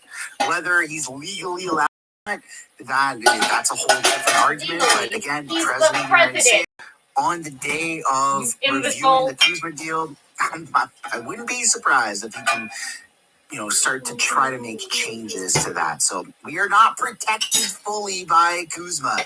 Whoever thinks that is lying to themselves. Breath. U.S. President Donald Trump has paused all tariff increases on Mexico for 90 days, but that's in exchange for Mexico agreeing to drop all non-tariff trade barriers, further opening their market up to the Americans. All this as Canadians wait to see if our government can secure a deal with the Americans before that August 1st deadline. Sources from within the Prime Minister's office tell City News the bargaining team is still engaged on the ground in Washington. Rushing to get a deal by midnight that tries to avoid that, incremental amount of tariffs and then puts us in a bad position for many years to come. that would be worse than the short-term pain, I think. Trade attorney Jonathan O'Hara says around 20 to 25% of all exports to the U.S. would be affected by the threatened tariff hike. Mark Carney said a deal might not happen by the deadline, while Donald Trump posted online that Canada's forthcoming recognition of Palestinian statehood makes a deal hard. Well, we think the trade war is already induced a start of a recession in Canada. The second quarter, we think, will be a contraction despite today's GDP numbers that came out. This as Oxford Economics forecasts an economic downturn continuing till the end of 2025 at least. Canadian Director Tony Stilo says trade war inflation has been kept in check so far by federal measures aimed at controlling prices, but those measures expire in October. We'll start to see those tariffs eventually flow through to final retail prices, in addition to what might be a higher rate of 35%. So we expect the inflation rate to rise from its current, 2-ish range to the 3% range by the middle of next year. All this is further complicated by the knowledge that Canada could be in for more trade talks as CUSMA renegotiations are expected next year. I think Canada very much needs to be ready for some pretty aggressive negotiations that reopen some issues that Canada thought were relatively settled. In Ottawa, Shally Lee, City News. Canada is just turning into an absolute mess. And as of recording this video, we do have a breaking news post. All right, here we go. So this is a post here shared by Billboard Chris saying, beautiful, the U.S. will put visa restrictions on foreign government officials censoring Americans. The European Union and Australia already have laws to enable them to order social media companies to censor anyone, anywhere in the world. That is exactly why I sued the Australian government and won. Now these censors will have to Americans. This is coming because of a post by Secretary Marco. Americans have been fined, harassed authorities for exercising their free rights. Today, I am announcing a new visa restriction policy that will apply to foreign officials and persons who are complicit in censoring Americans. Free speech is essential to the American way of life, a birthright over which foreign governments have no authority. So another W for America and an L for Canada, because we just know that the Canadian government, Canadian officials love to censor. I'm going to end it on this feel-good story. 54,000 people have applied for jobs at the Canadian National Exhibit, the CNE Fair that's taking place in Toronto, where there's 5,000 job openings. The Canadian National Exhibition says it received a record 54,000 applications. Job seekers here hope to be one of the 5,000 lucky enough to snag a seasonal position, typically filled by young people. Very difficult. Young people. Yeah. So it's pretty hard. It's pretty hard to find a job nowadays. Indeed, it's a tough labor market. Pandemic, people between the ages of 15 and 24 are facing the highest unemployment rate in 15 years, currently hovering around 14% nationwide. Well, the people that are struggling are what we call the new labor market entrants. People who are entering the labor market to try and find a job. For them, it's really hard. It's not people are losing their jobs. It's that it's harder to get into jobs. So there you go. We got a serious problem in this country. We have so many people that are desperate for work and so few jobs to fill. I wonder if that has any... Yep, it's got everything to do with immigration. So there you go, ending it on a not so feel good story. I don't really know how to end these videos. It's a little awkward, but that's the end of the video. Hope you enjoyed it. Hope you guys have the time to hit the like button, subscribe to the channel if you haven't done already, and I'll see you in another one. Bye for now. More Canadians than ever are getting the pouches they want from Rush Tins. We carry your favorite brands: Zin, Velo, Zonic, plus over 200 flavors and strengths. Cool Mint, Cola, Watermelon, Citrus, you name it. We've got it. Whether you want a light 6-milligram tingle or a 50-milligram buzz, Rush Tins delivers. Plus, all orders ship from Canada. Say goodbye to border delays and customs issues.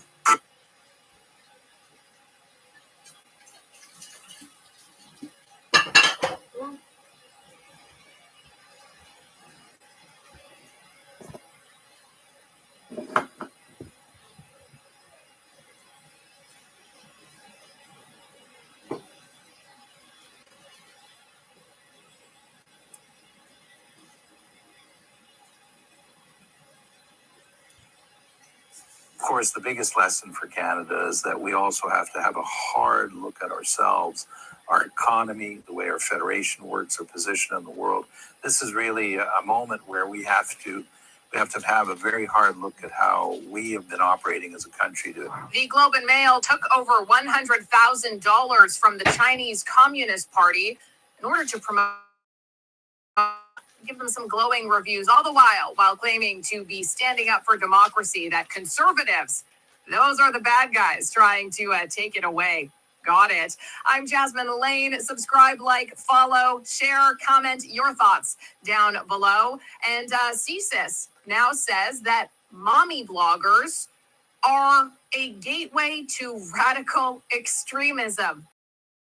Satire. This is real news in 2025 in Canada. And my goodness, with CBC reporting on so much disdain and so much bias, you would think that Donald Trump actually invaded Canada. After some announcements, there's some Canadians who almost wish he had. All that and more coming up today on Over Opinionated. And so I think at the end of the day, we're still negotiating with these countries because we don't have deals with Mexico, no deals with Canada, India, no deal. Europe looks like it's negotiating something here. But the real big mama is China. And we're just starting to dance with those guys. That's a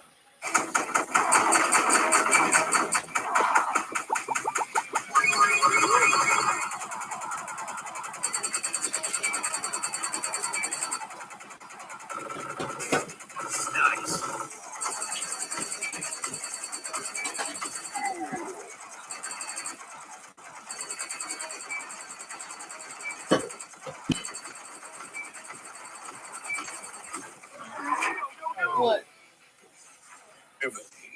Download now.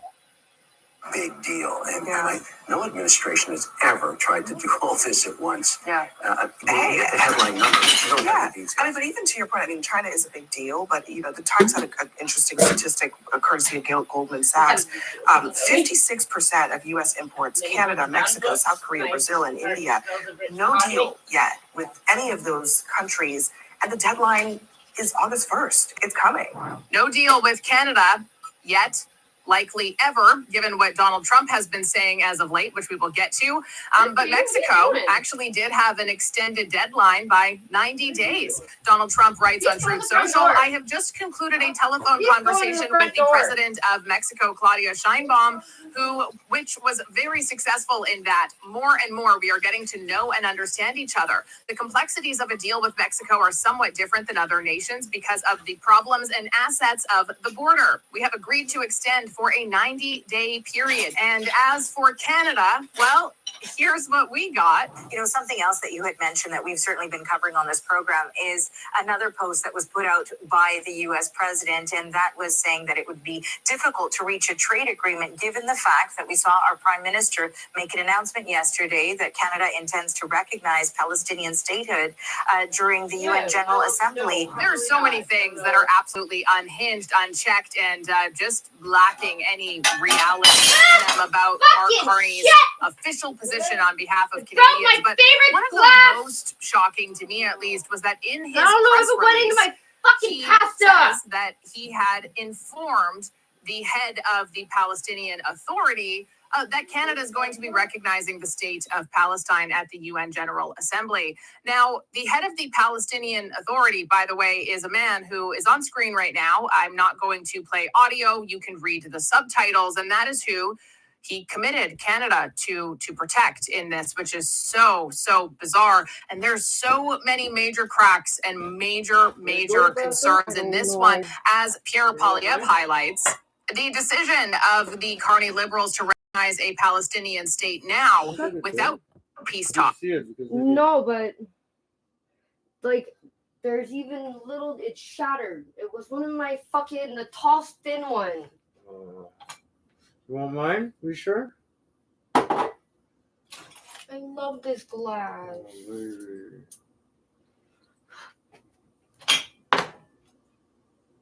Ow.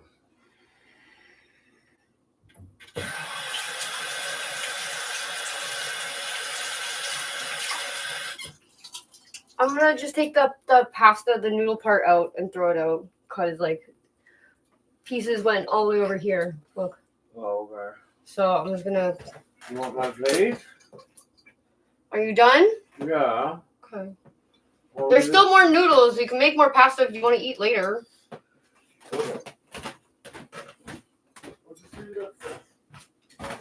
Thank you. No! Stop fucking calling me and asking me for shit.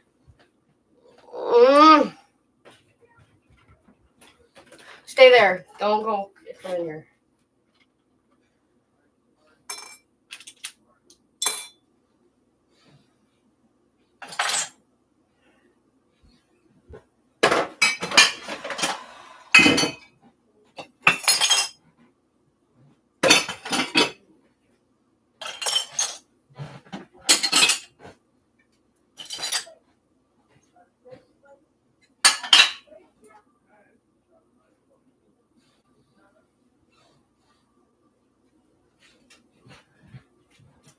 What else did I break?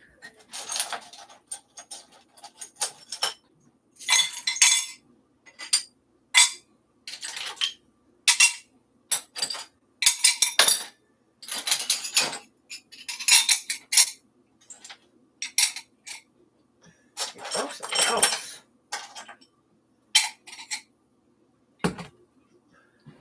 Fuck.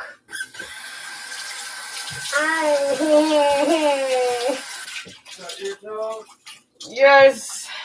Bad? No, but I need a fucking band-aid. Want me to help you? No. Maybe I need a band-aid.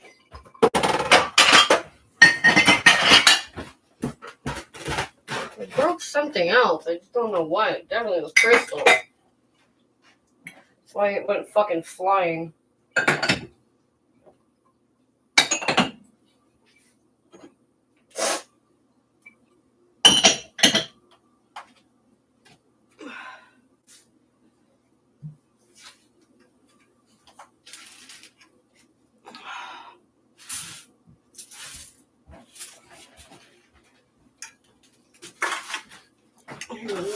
First.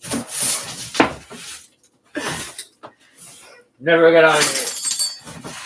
No escape! Panic!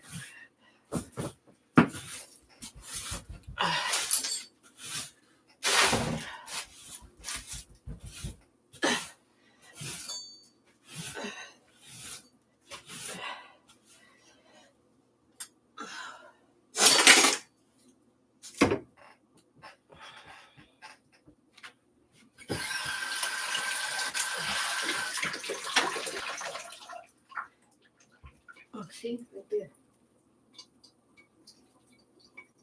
Oh, no. That is a piece of foil. Reindeer. Oh.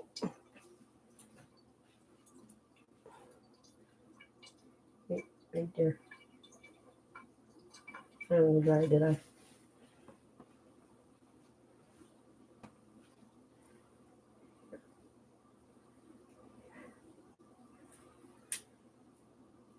Angel. I don't know what else I broke. Angel. Woman. Breaking stuff. Is the dustpan upstairs? Huh? The dustpan, is it upstairs? I don't see. Okay, never mind.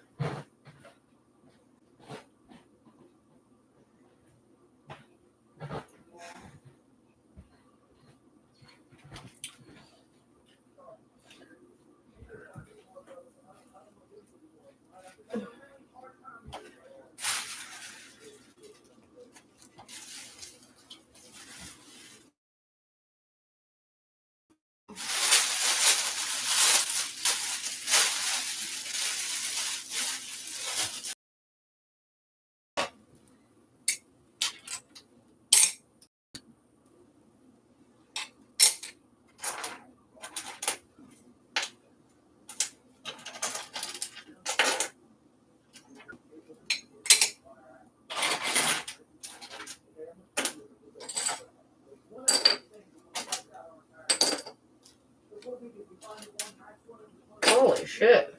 Cool.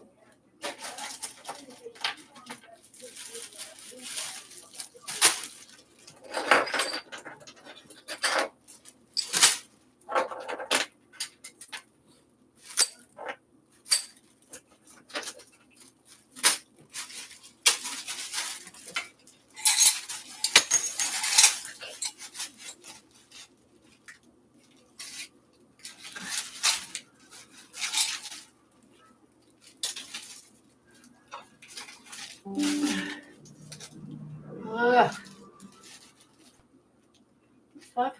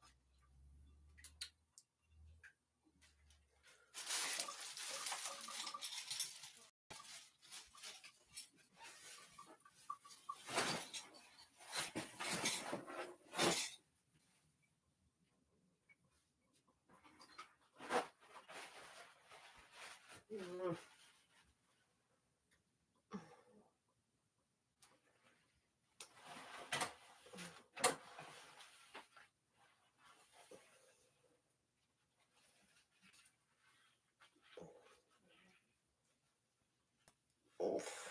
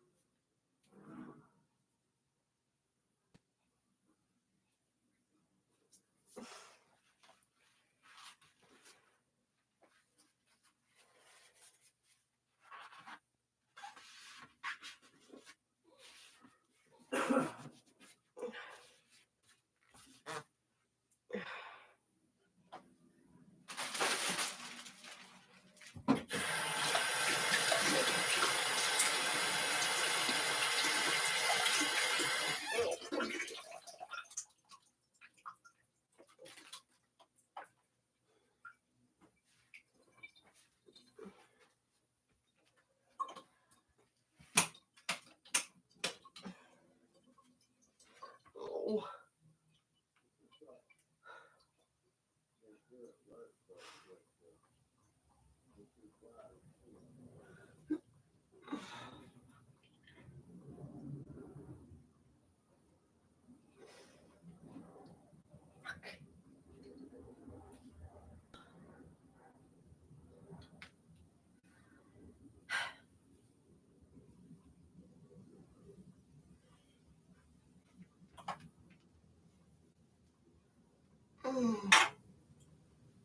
No fucking bueno.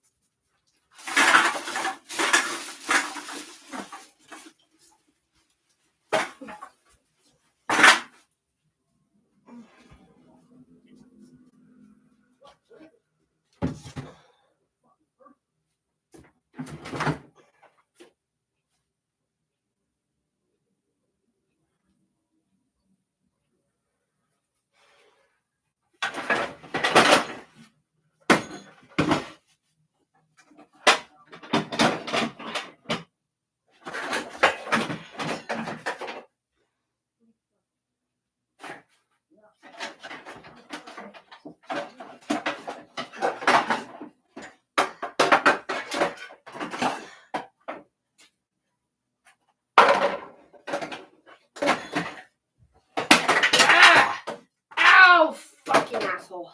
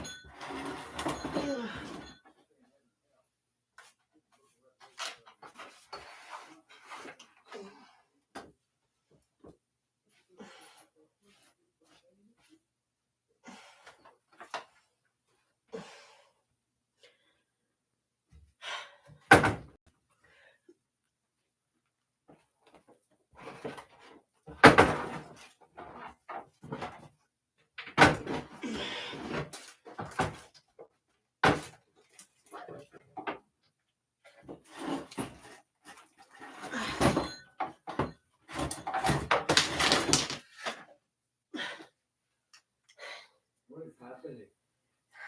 Carpet. You're a carpet. Your mom's a carpet. I give you that.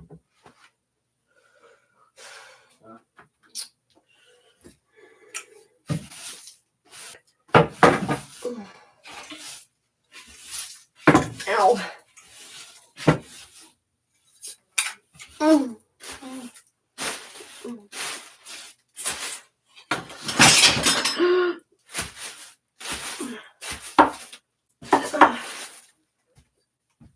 Fuck.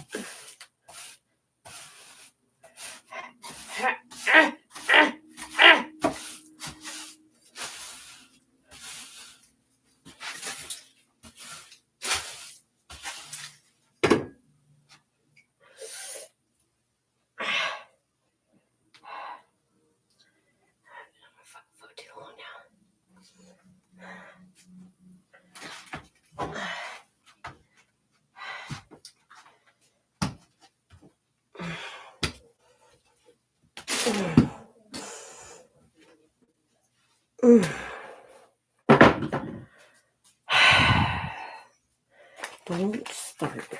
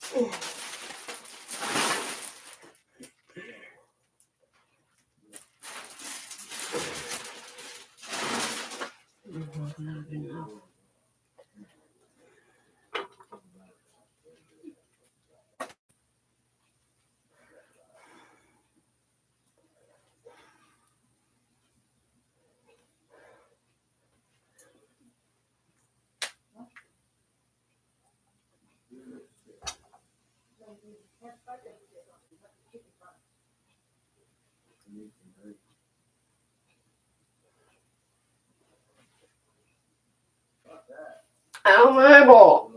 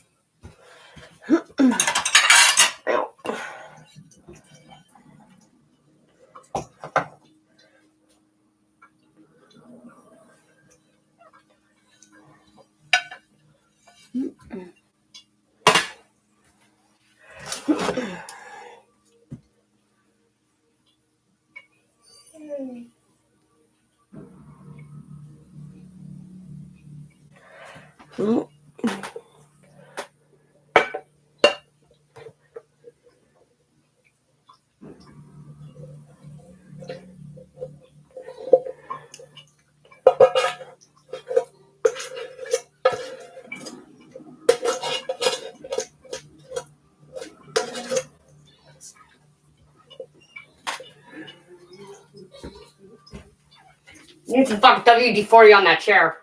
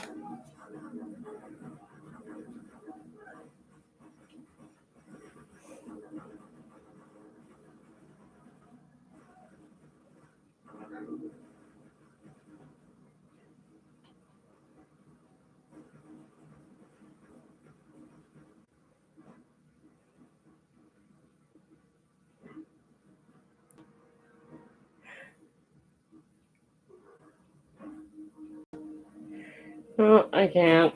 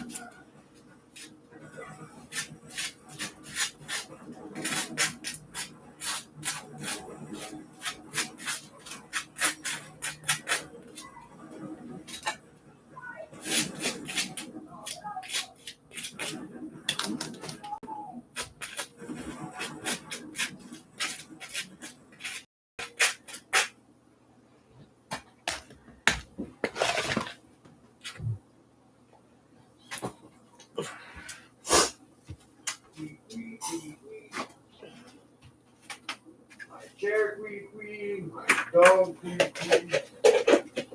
queen.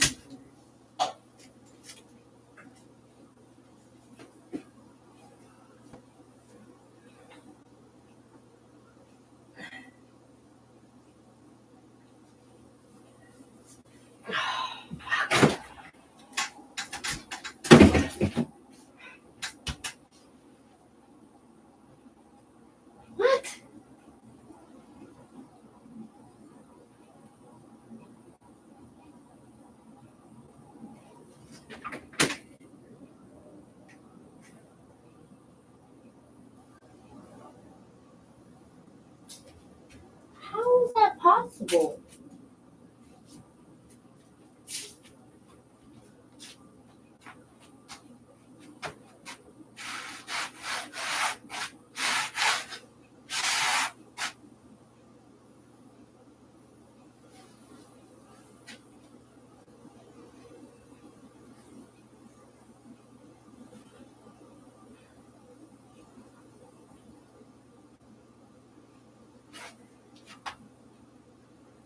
Doesn't make sense.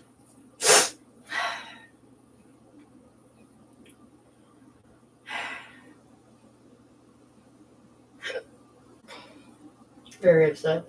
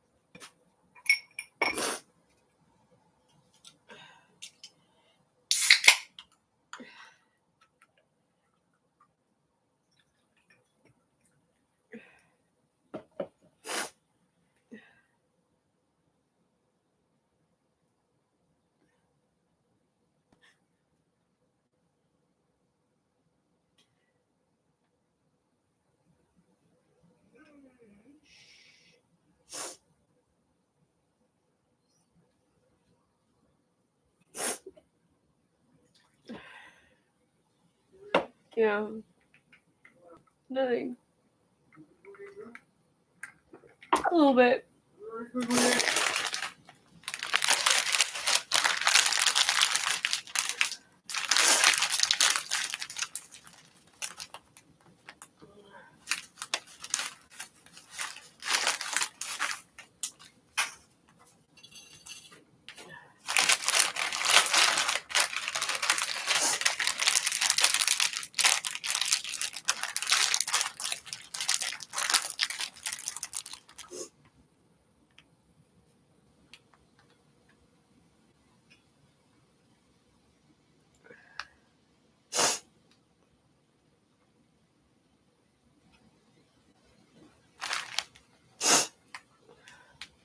Or a rejection of terror rewards violence, not peace. It legitimizes Hamas, a brutal T word group that R word, M word, and took hostages on October 7th and still holds them today while they rule Gaza with fear, oppression, and brutality. Palestinians deserve to live free of Hamas and other T word groups, where the people can build their lives and raise their families living peacefully next to the Jewish state. This is the two-state solution conservatives support. And let's get a little bit more details as well on the head of the Palestinian Authority. His name's Mahmoud Abbas. Well, he's currently 20 years into a 4-year term. So they also pay stipends, by the way, to families of S-word. You can choose to raid the caravan, or you can choose to guard it. This is a game where slaying monsters are not the only way to grow stronger. Heck, it's not even the main way. B words under the Pay for Slay program that does in fact exist. Plus, for a party of which is so inclusive and tolerant and ethical and equality based, well, it's a little hard to justify that when you just gave validity to a government in which being LGBTQ plus is illegal, by the way. And they also violate women's rights very frequently. In fact, Gaza has no protection for women, gays, or minorities, which is a point that is very much ignored by Western governments when they're in the middle of virtue signaling. Hypocrisy. Of course, I just have to say for the record, I disagree with the Prime Minister's announcement because I think it effectively rewards Hamas for its massacre. But having said that, you're quite right. The president flew to the United Kingdom, sat next to Prime Minister Starmer, whose number one issue in those meetings publicly, that according to number 10, Downing Street, was the Middle East conflict, Israel-Palestinian conflict. So clearly they spoke about it, and Prime Minister Starmer would have pre-briefed him or socialized with the president the idea that the UK would be making this announcement the day after the president left the UK. And yet there's no response or anything impacting the 10% tariff agreement with the United Kingdom. So the fact that he singled out Canada on this, having given Britain a pass on it, so to speak, suggests, just reinforces the kind of at least rhetorical singling out of Canada that we have seen from the president for the past 9 months. Going right back to the Mar-a-Lago 51st state joke, which became virtual Trump policy for several months. So there does appear to be a particular animosity towards Canada coming from this administration. Now, of course, that is an analysis on the fact that other WEF infiltrated governments have also pushed for Palestinian statehood. The thing about that, though, is it's presented on the CBC as though this man, while he may have a lot of connections, knows the whole story. And, I'm not going to dance around it. I wouldn't be terribly surprised if Donald Trump actually had no idea that the EU or that the UK, was planning to call for Palestine to be a state. I wouldn't be surprised by that. But at the end of the day, even if he did know, the bottom line there is that they secured a deal. They secured something. Canada has not. In fact, what I have heard from many sources of mine across the border who are working in politics, it is that the US and Canada relations are horrible. And Donald Trump is absolutely furious with Canada. You said you came to this decision independently, so you're saying you would have come to this without France or the UK making this decision? No, look, I mean, I mean, independent of the United States, but yes, it does matter that others are moving. It does matter because it increases the prospect of success. But the core of the decision is taken on the principle that of self-determination and the rights of people to self-determination. We have law in Canada. This should come later in a process, and that the state of Palestine in a peace process. Bro, what the hell are you saying? Did that make sense to anybody at all? We're now in a position, I'm sorry to repeat myself, where in our judgment and the judgment of others, is that the prospect of a Palestinian state is proceeding before our eyes, being eroded before our eyes. And so the act of the intention to recognize, which is what we're saying today, and working with others to support a Palestinian state, possibility of Palestinian state reestablished. As former MP Rick Perkins writes, shameful, you are rewarding terrorists who slaughtered 8 Canadians amongst the 1,200 on October 7th. Are you recognizing them as government or the Iranian-funded Hezbollah? What are the borders? Are you calling for 5.2 million Palestinians to resettle in Israel? This is an idiotic move, stupidly provocative with no practicality. Without these things determined, your statement is without substance. It is performative. This intention is predicated on the Palestinian Authority's commitment to much-needed reform, including commitments by the Palestinian Authority's President Abbas to fundamentally reform its government, to hold general elections in 2026 in which Hamas can play no part, and to demilitarize. Canada will increase its efforts. Copy everything Trump the does. Contributions of its people, peaceful and hopeful. While at the same time saying how awful Canada Trump reiterates is. that Hamas must immediately release all hostages taken in their horrific terrorist attack of October 7th, that Hamas must disarm, and that Hamas must play no role. Now that I use Monday service, Oh my God. AI makes selling tickets my form of meditation. Monday service. In the future governance. Oh, dear Mark, you can say that all you want, but in reality, it speaks a little bit differently because you are recognizing a state that is currently controlled by T-words. And if not them, then who? Oh, by a dictatorship, such as a boss of whom you've spoken with and you trust so much. And if we know anything about the people Mark Carney trusts, it's that you should run very far away from every single one of them. 20 years of a 4-year term, 20 years since an election, who still pays the families of T-words, who still pays the pay-for-slay program, as many like to call it, and has made 0 credible steps towards democratic reform. And you think suddenly now he wants to? Yeah, no, this isn't about peace. This is about optics, legacy, and making sure that your bosses over at WEF and every other shady, corrupt, disgusting association you're part of to get you filthy rich with no accountability in the lives you destroy, the division you cause by being a part of those organizations. You just want them to give you some global applause and tell you you've done a good job, Mark.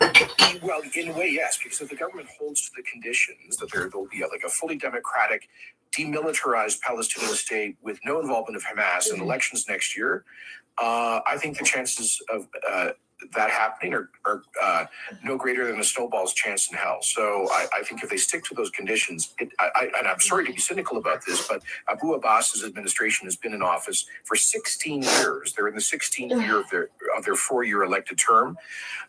And so I'm very skeptical that those conditions would be bad. And, you know, with Donald Trump's post saying, wow, Canada has just announced that it is backing statehood for Palestine, that will make it very hard for us to make a trade deal with them. Oh, Canada. This actually gives the Canadian media the perfect opportunity to have a look over there tactic. You are calculating to set up Donald Trump as the villain because, see, Donald Trump is finishing Canada now because we're standing up for human rights. So this really just allows for Carney to continue to rally the progressive base who have no idea what they're talking about, paint the conservatives as pro-Trump, and frame any economic fallout as worth it in the name of social justice. And despite the slew of comments, I'm sure, of people saying, oh, you're just a Zionist, you're an Islamophobe, I am a terror-ophobe, in fact. And yeah, you know what? I don't agree with governments like that. And there have absolutely been things that Israel has done in recent years, as well as throughout history, that I don't agree with either, because I have common sense. And sometimes it's not about right or left. It's just about right or wrong. And in this case, this is literally a